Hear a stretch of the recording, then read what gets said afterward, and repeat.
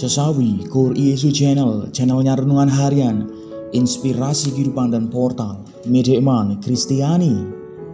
Damai sejahtera bersamamu. Semoga sahabat-sahabatku yang dikasihi oleh Kristus, sobat Keluarga Muda, dan saudara-saudara yang terkasih dalam Kristus Yesus dimanapun Anda berada, beroleh sukacita, berkat yang melimpah serta perlindungan dari Tuhan. Sahabatku, pada kesempatan hari ini, hari Jumat Pekan Prapaskah yang pertama, sahabatku, kita akan bersama-sama kembali dengarkan firman Tuhan dari Injil Matius bab 5 ayat 20 sampai dengan 26. Mari sahabatku, kita siapkan hati, kita satukan hati kita, supaya dengan hikmat sukacita kita boleh dan mau terima firman Tuhan, sahabatku. Tuhan beserta kita, sekarang dan selama-lamanya. Inilah Injil suci menurut Matius. Dimuliakanlah Tuhan. Dalam khotbah di bukit, Yesus berkata kepada murid-muridnya, "Jika hidup keagamaanmu tidak lebih benar daripada hidup keagamaan ahli-ahli Taurat dan orang-orang Farisi, sesungguhnya kamu tidak akan masuk ke dalam kerajaan sorga.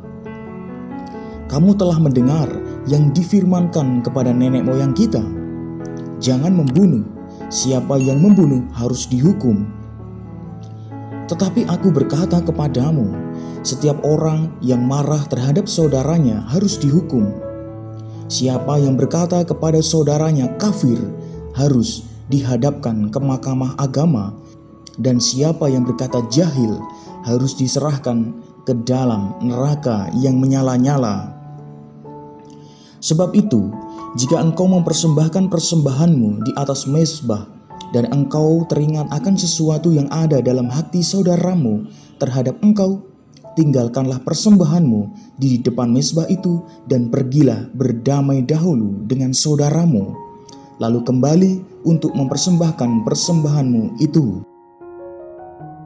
Segeralah berdamai dengan lawanmu selama engkau bersama-sama dengan dia di tengah jalan, supaya lawanmu itu jangan menyerahkan engkau kepada hakim, dan hakim itu menyerahkan engkau kepada pembantunya, dan engkau dilemparkan ke dalam penjara. Aku berkata kepadamu, sesungguhnya engkau tidak akan keluar dari sana sebelum engkau membayar hutangmu sampai lunas." Demikianlah sabda Tuhan. Terpujilah Kristus.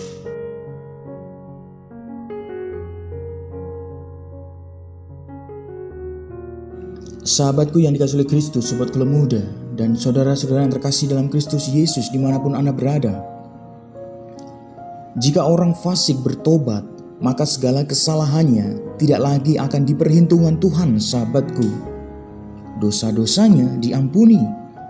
Segala durhakannya tidak akan diingat-ingat lagi, sahabatku. Pertobatan mendatangkan pengampunan Allah yang membersihkan diri orang fasik dari kedurhakaan, sahabatku. Namun demikian, si pentobat masih harus membersihkan diri dari akibat dosa-dosa yang sudah terbentuk di dalam dirinya, sahabatku. Misalnya, keterlekatan pada kenikmatan objek dosanya, sahabatku, sikap yang tidak berpihak pada Allah, kecenderungannya untuk memilih kenikmatan yang ditawarkan dunia, sahabatku.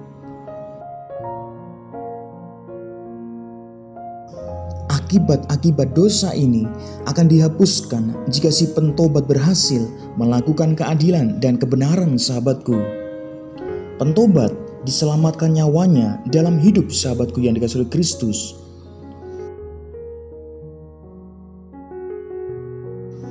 Sahabatku dimanapun Anda berada, si pentobat mesti menjaga kesucian dirinya dengan mewaspadai setiap tanda awal kemunculan tindakan-tindakan fasik.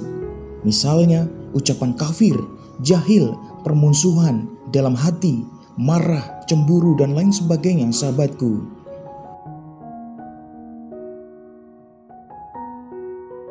Sungguh sahabatku yang dikasihi oleh Kristus, jangan sampai menunggu kefasikan tumbuh dan berkembang menguasai diri kita. Sahabatku, perlu sikap tegas dan lugas sejak awal, sahabatku. Amin. Kemuliaan kepada Bapa dan Putra dan Roh Kudus, seperti pada permulaan, sekarang, selalu, dan sepanjang segala abad. Terpujilah nama Yesus, Maria, dan Santo Yosef, untuk sekarang dan selama-lamanya. Amin.